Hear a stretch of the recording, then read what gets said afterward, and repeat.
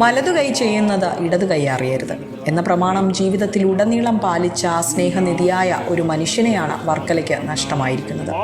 Varkala Kairali jewellery general manager Nazeer ഖാന്റെ വിയോഗം ഒരു നാടിനെ ആകെ സങ്കടത്തിൽ ആഴ്ത്തിയിരിക്കുകയാണ്. ഏതാനും ദിവസങ്ങൾക്ക് മുൻപാണ് അലക്ഷ്യമായി വന്ന ഒരു ഇരുചക്ര വാഹനം പള്ളിയിൽ നിന്നും മടങ്ങി വന്ന അദ്ദേഹത്തെ ഇടിച്ചുണ്ടായ അപകടത്തിൽ അദ്ദേഹത്തിന് സാരമായി പരിക്കേറ്റത്. ചികിത്സയിലിരിക്കെയാണ് നാടിനെ നടുക്കിക്കൊണ്ട് ഈ വിയോഗം.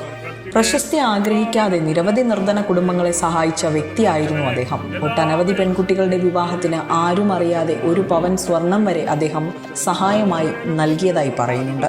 സ്വന്തം പേരോ പദവിയോ വെളിപ്പെടുത്താതെ അദ്ദേഹം നടത്തിയ ഇത്തരം കാരുണ്യ പ്രവർത്തികൾ ഇന്ന് നാടൊന്നാകെ വേദനയോടെ സ്മരിക്കുകയാണ്.